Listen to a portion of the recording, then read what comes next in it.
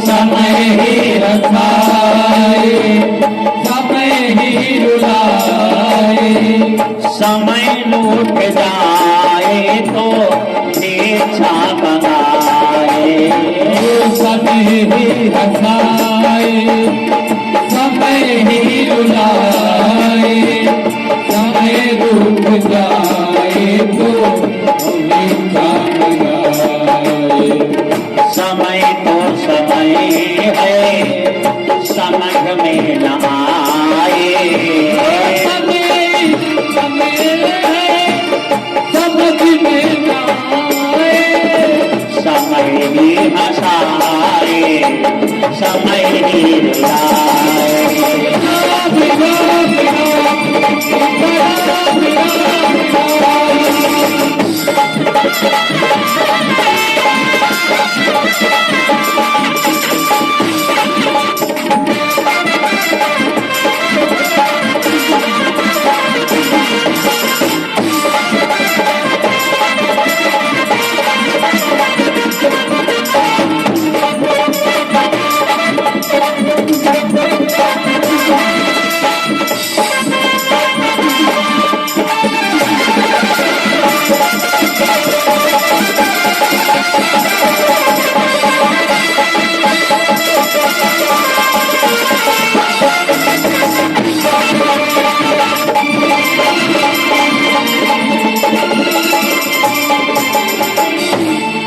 मनुज बली नहीं होत है, समय होत बलवान।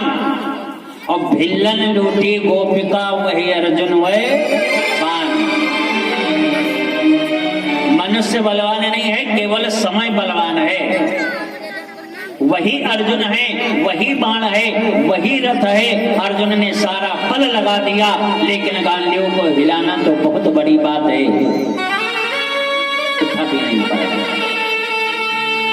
भिल्लों ने गोपिकाओं का हरण कर लिया। अर्जुन आज रोते हुए हस्तिनापुर में पहुंचे। युधिष्ठिर जी ने जब रोते हुए देखा तो अर्जुन से पूछा, बोलो भैया क्या हुआ, क्यों रो रहे हो? तो अर्जुन रो पड़े। अर्जुन ने कहा, दत्ता आज बहुत बड़ा अनर्थ हो गया। क्या हुआ?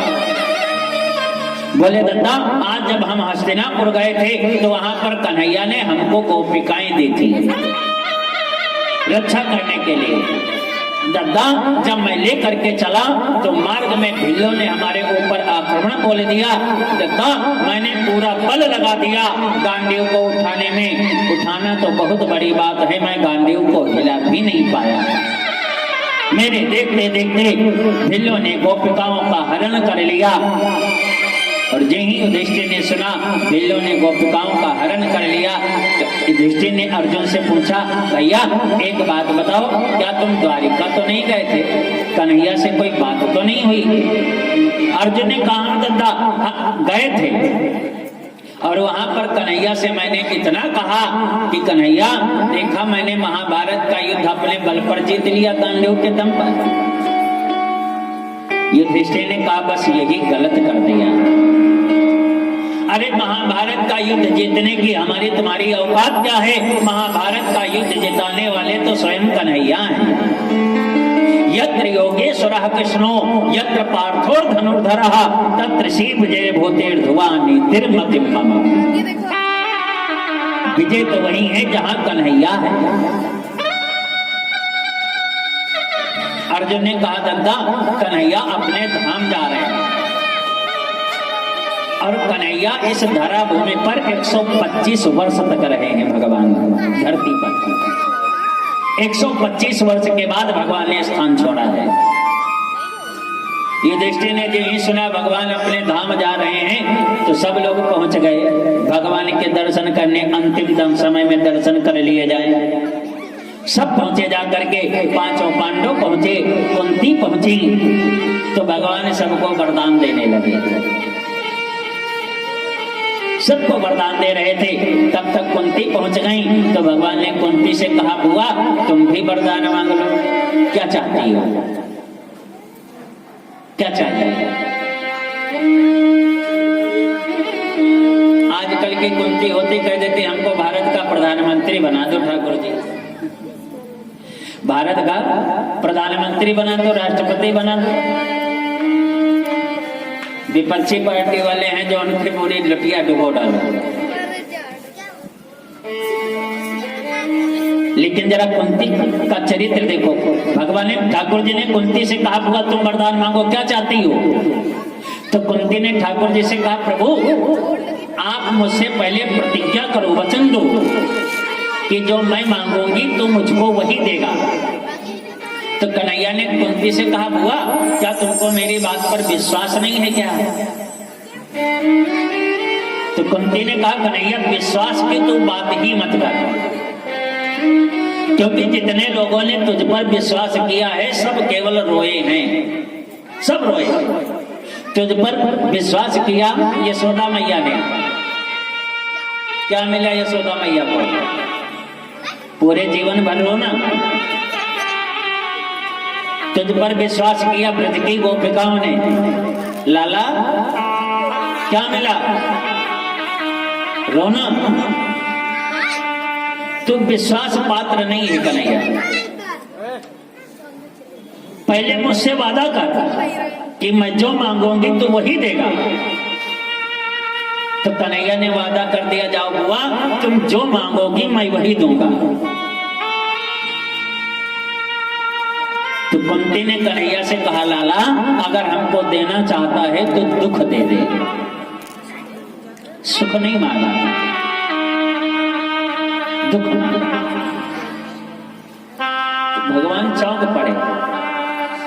भगवान ने कुंती से कहा, बुआ सारा संसार आता है हमसे, धन मांगता है, दौलत मांगता है, प्रभुता मांगता है, संपत्ति मांगता है, सुख मांगता है, तुमने दुख क्यों मांगा? क्यों दुख मांगा? तो कुंती मुस्कुरा पड़ी। कुंती ने कहा, लाला हमको बहुत अच्छी तरीके से याद है। एक बात बताएं, भगवान का एक बहुत प्रिय भक्त है जिसका नाम है दुख। भगवान जब किसी को अपना बनाना चाहते हैं तो उसके जीवन में सबसे पहले दुख भेजते हैं, और भगवान जिससे दूर करना चाहते हैं जिसको अपने से, उसके जीवन में सुख भेज देते हैं। इतना ही अंतर है। कन्हैया जी का नाम है हरि, इनका नाम है हरि। हरि माने हरण करने वाले। क्या हरते हैं? अगर तुमसे प्रेम करने लगेंगे तो सबसे पहले तुम्हारा धन हरेंगे, फिर परिवार हरेंगे। जब धन नष्ट हो जाएगा, भवन नष्ट हो जाएगा, परिवार नष्ट हो जाएगा, जब भक्त अकेला बचता है तो हमारे ठाकुर जी पहुंच करके उसको अपनी गोदी में बिठा लेते हैं, फिर उसका दोबारा संसार में जन्म नहीं होता। ये विशेषता है ठाकुर जी की। अच्छा, ठाकुर जी के जितने भक्त हुए हों, कोई सुख ही पूर्वक रहा हो उसका नाम बताओ। कोई एक भक्त बता दो जो सुख पूर्वक रहा हो। सुदामा जी को ले लीजिए, कितने सुखी थे। प्रहलाद जी को ले लीजिए, कितने कष्ट मिले। नरसिंह को ले लीजिए, कितने सुखी थे। कोई सुखी रहा? कोई सुखी नहीं रहा। तो भगवान का जो भक्त होता है वो सुखी नहीं रहता है, हमेशा दुखी रहता है। अब बाबे भी किस बात के प्रमाण दे रहे हैं कि विपत्ति नाही,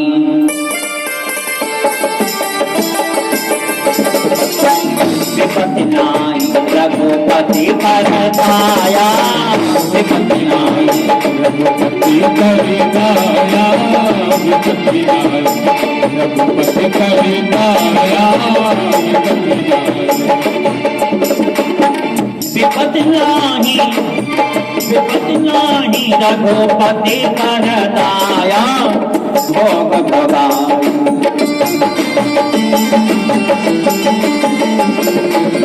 भोग भगाई वही माया, भोग भगाई वही माया, भोग भगाई।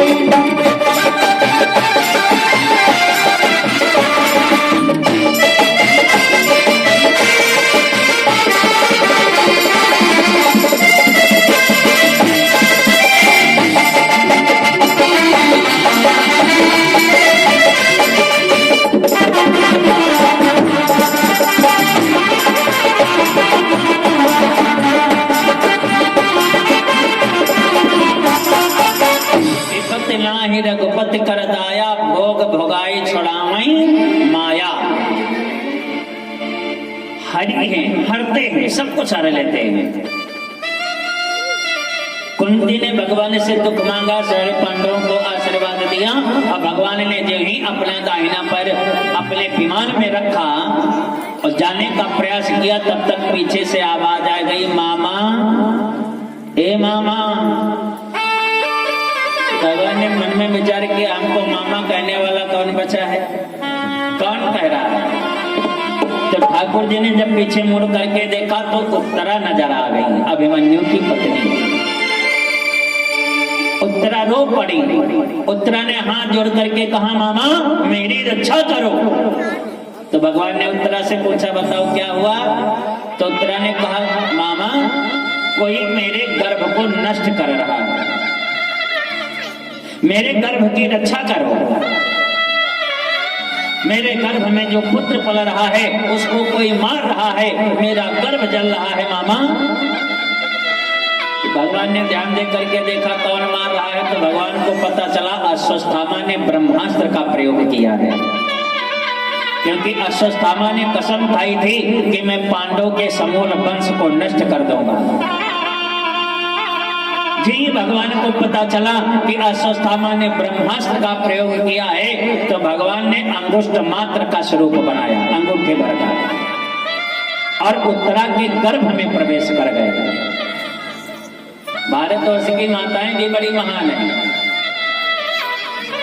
भारतवर्ष की माताएं इतनी महान हैं कि इन्होंने भक्त और भगवान को दोनों को गर्भ में धारण कर लिया। परीक्षित जी तो पहले से गर्भ में हैं और भगवान बाद में पहुंच गए। वो लोग भक्त भगवान दोनों गर्भ में हैं, मां के नहीं है। अन्य देश की कोई मां की औकात नहीं है जो भगवान को गर्भ में धारण कर ले। ये भारतवर्ष मां की औकात है जिसने भगवान को भी गर्भ में धारण कर लिया। गर्भ में पहुंचे जाकर के भगवान ने देखा कि ब्रह्मास्त्र ने गर्भ का विच्छेदन कर दिया है, मार दिया है बच्चे को। तो गर्भ में भगवान ने पुनः जीवन दान दिया, बच्चे को पुनः जीवित किया। और गर्भ से जब वापस आए तो भगवान का एक नाम पड़ गया उत्तरायण। हम लोग क्या कहते हैं इस समय सूर्य क्या है, दक्षिणायन, ठीक है। अभी जो ही मकर लगेगा तो सूर्य उत्तरायण हो जाएंगे।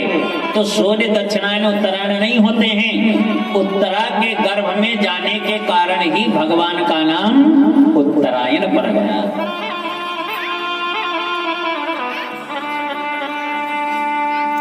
गर्भ से बाहर निकले और जो ही गर्भ से बाहर निकले तो बच्चे का जन्म हुआ। और जब बच्चे का जन्म हुआ तो दूसरे की इच्छा से, भगवान की इच्छा से बच्चे को जन्म हुआ, जीवन दान मिला।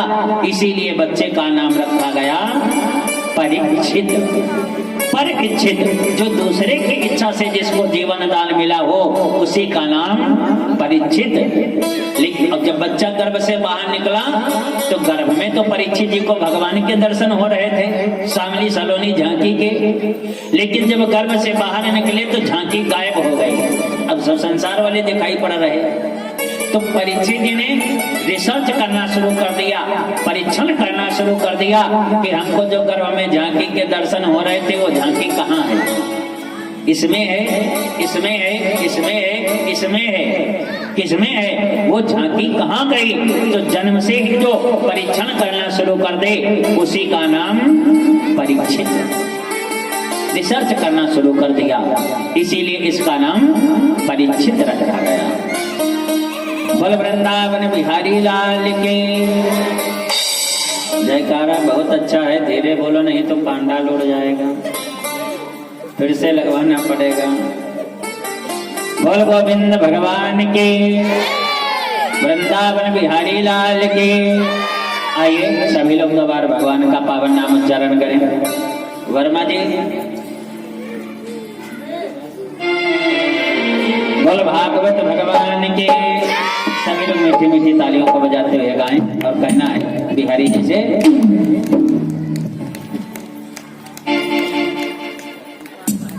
सभी लोग बड़ी मस्ती के साथ में गाएं। बुधवार भगवान का पावन नाम। और कहना है कि तेरी मंद मंद मुस्कानिया पे बलिहार प्यार जो, बलिहार प्यार जो, तेरी मंद मंद मुस्कानिया बलिहार प्यार जो, बलिहार प्यार जो, मेरे बंदे बंदे मुस्कानिया, मेरे बंदे बंदे मुस्कानिया पे बलिहार।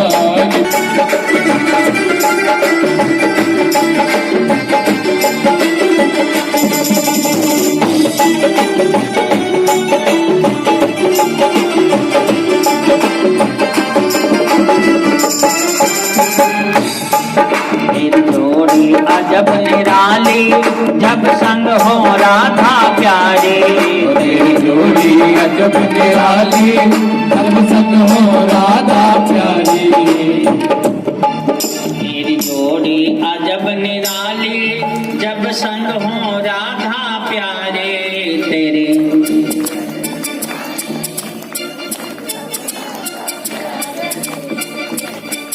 आप लोग व्रत रह करके आए हो पता तुम्हें क्या? थोड़ी दम लगाओ।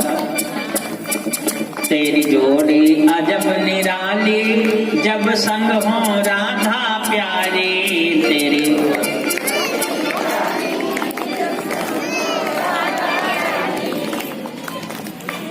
तेरी मोर मुकुट लटकनिया तेरी।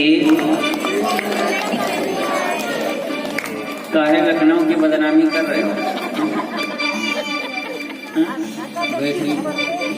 अच्छा, ये वंदना अगर कठिन लग रही है तो दूसरी गाल। गोविंद मेरो है, गोपाल मेरो है।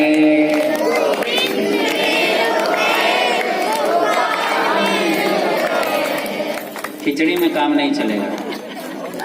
आप लोग शांत रहो जरा, आप लोग बोलो।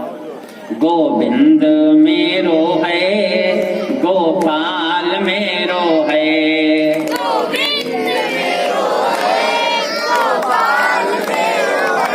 देखा, ऐसे बोलो। आप लोग शांत रहो, बोलो। श्री बांके बिहारी नंदलाल मेरो है।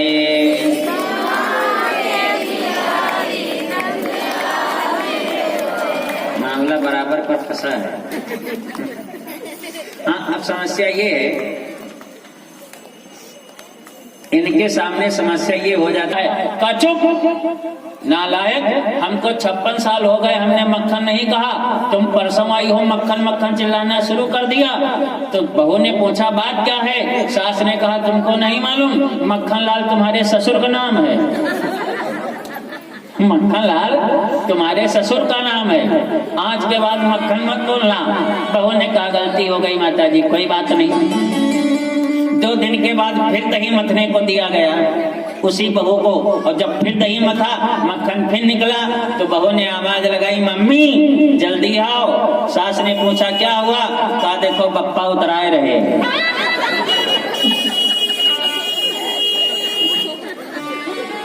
सभी बड़ी मस्ती के साथ में गाएं कि तेरी नजरों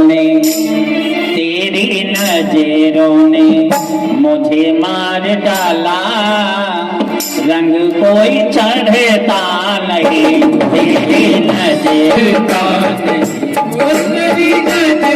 ने हमें मार डाला, रंग कोई चढ़ता नहीं।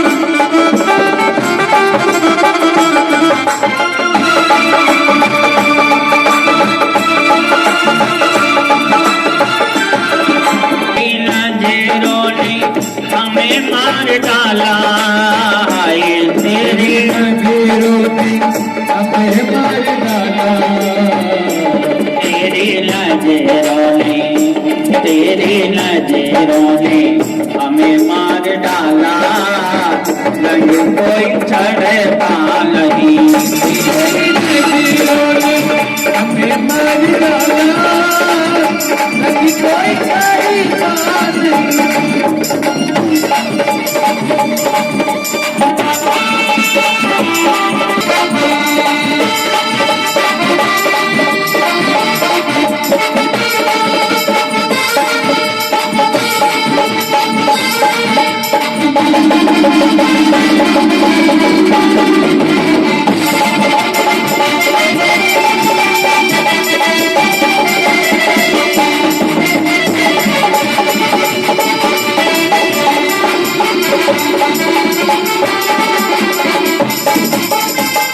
बोल गोविंद भगवान की। परीक्षित जी का जन्म हुआ।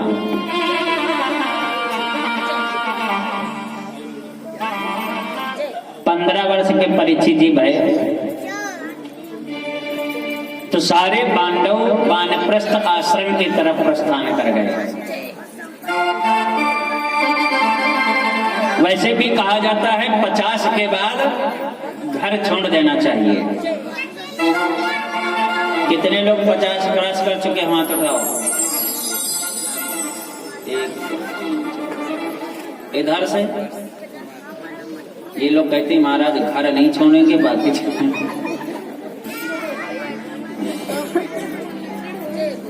50 के बाद गिनती गिनो आगे। 50 के बाद क्या होता है? 51 वन लगा है नहीं लगा है? ठीक है ना? तो अब तो गिनती भी बता रही है कि 50 अगर पूरे हो गए तो 51 में निकलो घर से। 52 54 तो 50 के बाद घर छोड़ देना चाहिए। भगवान का भजन करो।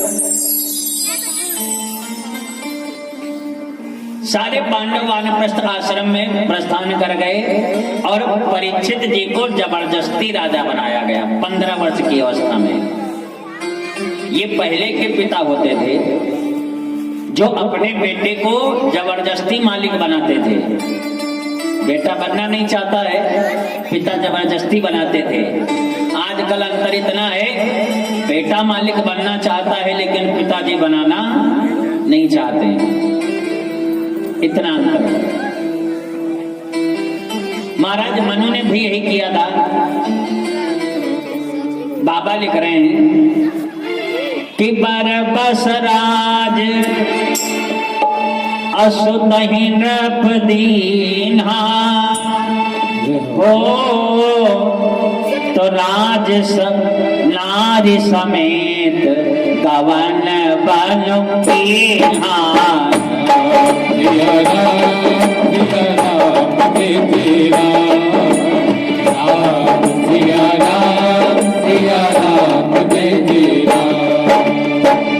बरबस राज सुतहि नृप दीन्हा हो नारी समेत गवन बनु कीन्हा।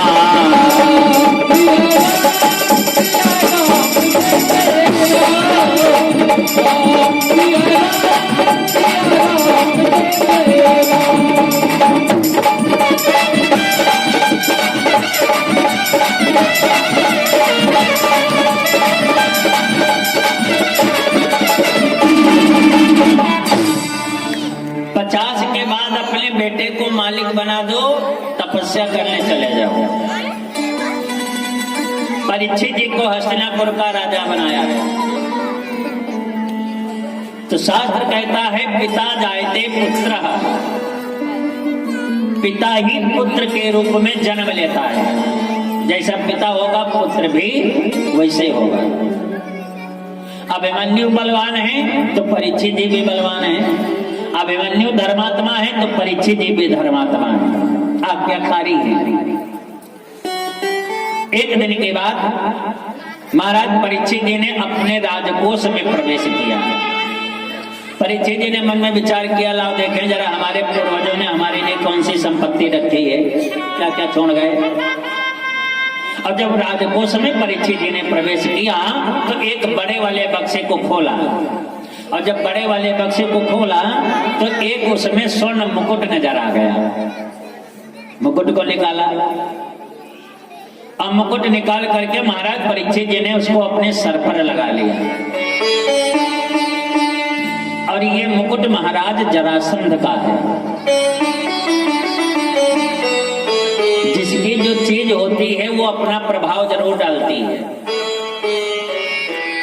जब तक महाराज परीक्षित जी ने मुकुट नहीं लगाया तब तक शिकार खेलने का मन में विचार नहीं आया, लेकिन जो ही स्वर्ण मुकुट सर पर लगाया तो परीक्षित जी के मन में विचार आया, चलो शिकार खेलने चले। और जब जंगल में शिकार खेलने के लिए पहुंचे तो परीक्षित जी ने एक दृश्य देखा। जंगल में एक बहुत जर्जर गाय रंभा रंभा करके करुण क्रंदन कर रही है, जंगल में रो रही है, पुकार रही है।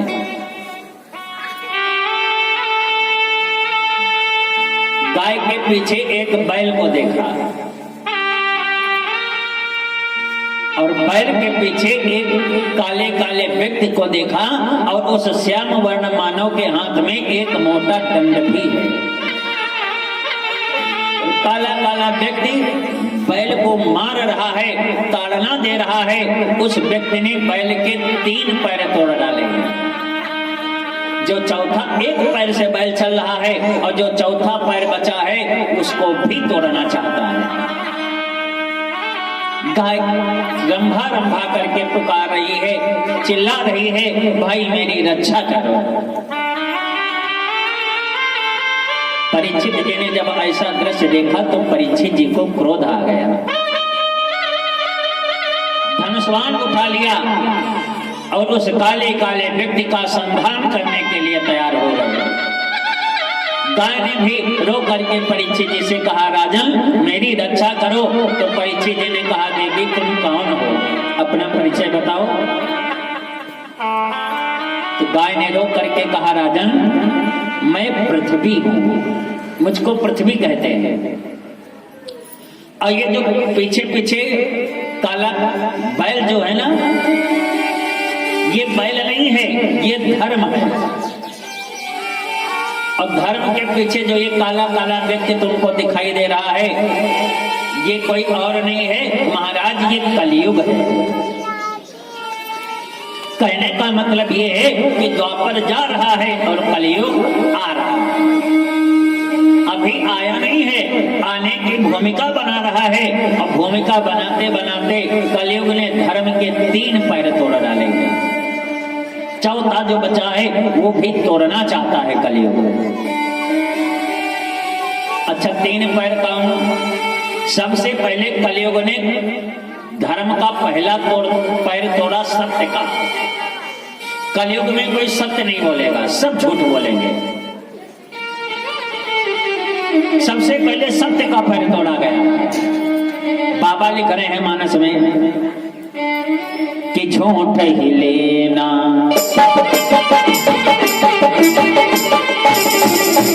झूठ ही लेना, झूठ ही देना, झूठ ही लेना, झूठ ही देना, झूठ ही लेना।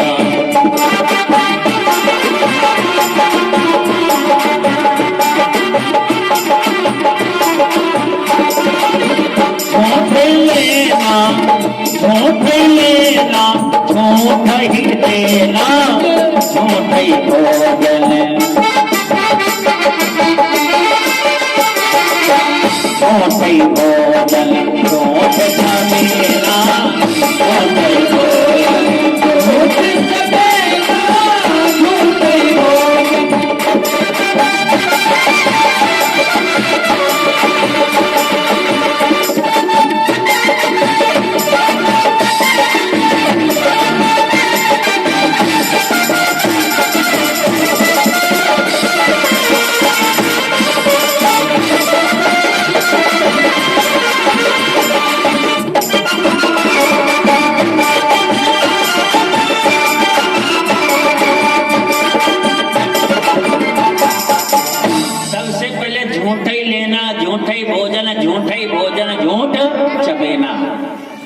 सारी सृष्टि झूठ पर ही आधारित रहेगी, कोई सत्य नहीं बोलेगा। अच्छा ईमानदारी से बताओ, कोई सच बोलते हैं आजकल? कोई नहीं बोलता। बाजार गए, सब्जी लेकर के चले, रास्ते में कोई मिलने वाला मिल गया, भैया कहाँ गए थे? कहीं नहीं। बाजार गए थे तो ये तो नहीं कि तो बाजार गए थे, कहाँ गए थे? कुछ कहीं नहीं। क्या लाए? झोला पूरा सब्जी से भरा है। पूछा गया क्या लाए? कुछ नहीं। बोलते हैं ना, कहाँ गए थे? कहीं नहीं। क्या लाए? कुछ नहीं। ये क्यों नहीं कहते सब्जी लाए? व्यापार करने वाला अगर सत्य बोलने लगे, बोलो वो नफा ले पाएगा तुमसे? अब वो भी कसम खा जाता है, लेकिन तब भी पैसा लेता है, झूठे पर तो लेता है। तो समस्त सृष्टि जो है झूठ पर ही आधारित होगी। सत्य का पैर तोड़ डाला गया, दूसरा ब्रह्मचर्य का पैर तोड़ डाला गया। सब संकरण होंगे, कोई नियम धर्म नहीं रह जाएगा। तीसरा आस्तेय का पैर तोड़ डाला गया।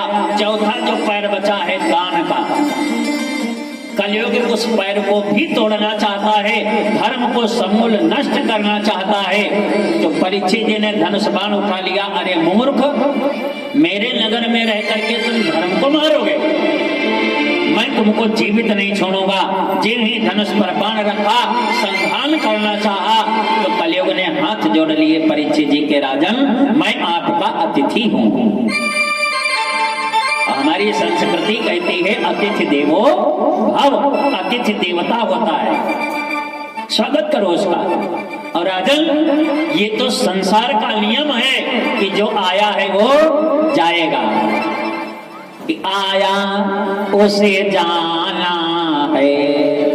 कोई आज जा रहा है, कोई कल जाएगा, कोई परसों जाएगा, जाना है। आया उसे जाना है, ये दुनिया मुसाफिर खाना है। आया उठे जाना है, ये दुनिया मुसाफिर खाना है।